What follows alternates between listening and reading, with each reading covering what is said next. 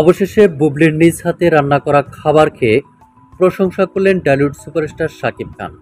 এবার এমন একটা আলোচনা উঠে এসেছে সোশ্যাল মিডিয়ায়, তাই তার বিস্তারিত জানতে অবশ্যই ভিডিওটি না টেনে শুরু থেকে শেষ পর্যন্ত দেখে সঙ্গেই থাকুন।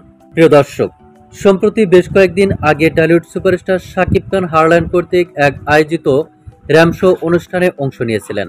সেখানকার আনুষ্ঠানিক কার্যক্রম শেষ করে ছেলে শেহজাদ খান বীরকে দেখতে টলিউড বিউটি কুইন খ্যাত অভিনেত্রী চিত্রনায়িকা শবনম ইয়াসমিন বুবলির বাড়িতে গিয়েছিলেন সুপারস্টার শাকিব খান। সেখানে ছেলে শেহজাদ খান বীরের সঙ্গে বেশ আনন্দঘন মুহূর্ত পার করেছেন। আর এমন অবস্থায় হঠাৎ ছেলের সঙ্গে টলিউড সুপারস্টার শাকিব খানকে দেখে অবাক হয়ে যান টলিউড বিউটি কুইন খ্যাত অভিনেত্রী চিত্রনায়িকা শবনম বুবলি। শুধু তাই নয়, তিনি খুশিতে আত্মহারা হয়ে যান। আর তাই ঘনিষ্ঠ এক সূত্রের মাধ্যম থেকে জানা যায়, টলিউড সুপারস্টার শাকিব খানের জন্য নিজ হাতে পছন্দের খাবার রান্না করে টলিউড সুপারস্টার শাকিব খানকে খাওয়াইছেন বুবলি।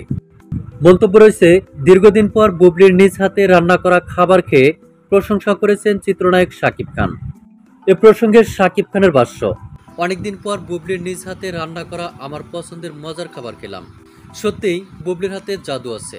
এভাবে চিত্রনায়িকা শবনম বুবলির হাতের খাবার খেয়ে প্রশংসা করেছেন চিত্রনায়ক শাকিব খান।